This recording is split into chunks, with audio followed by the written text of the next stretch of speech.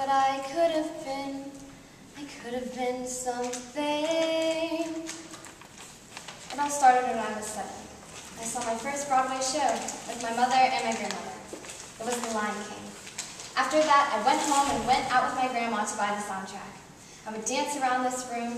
I called it my music room. It had a big window, and if the sun hit it just right, it would create a spotlight. Everybody look left, everybody look right, everywhere you look, I'm standing in the spotlight. I performed my self-created dances and sang for my mom all the time in that room, and she loved it.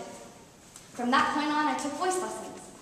When I turned 17, my mom told me I should start doing more practical out-of-school activities. And I told my mom this is practical because I want to go to college for voice and music.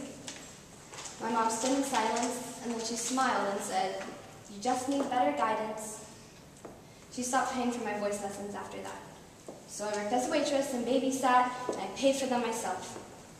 When college time came around, I did what my mom asked. I majored in communications, but I minored in music. After college, I worked a few internships while living with my parents. But every night, I'd sneak out to a bar to sing karaoke. But then I turned lazy. I'd lay in my bed, eat, read, watch TV, and I stopped trying to find work.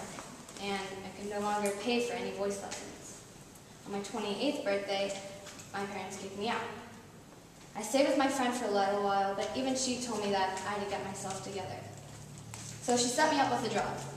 Her husband was a dentist and was in need of a receptionist, so I stepped in. It's been nice there, but I see the little kids come in smiling, completely carefree, and I remember when I had dreams that I thought were gonna come true.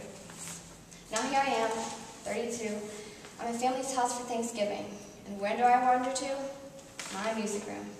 And the sun hits it just right, so I have a spotlight.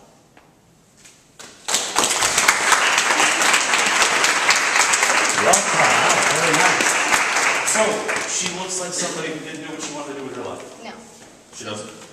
Yeah. I mean, you're right. No, when you look at her. Yeah. You got a very kind of melancholy, she kind of has a melancholy look. Yeah. I love the twist of, if your parents don't let you go into musical theater, you'll live with them till you're 28.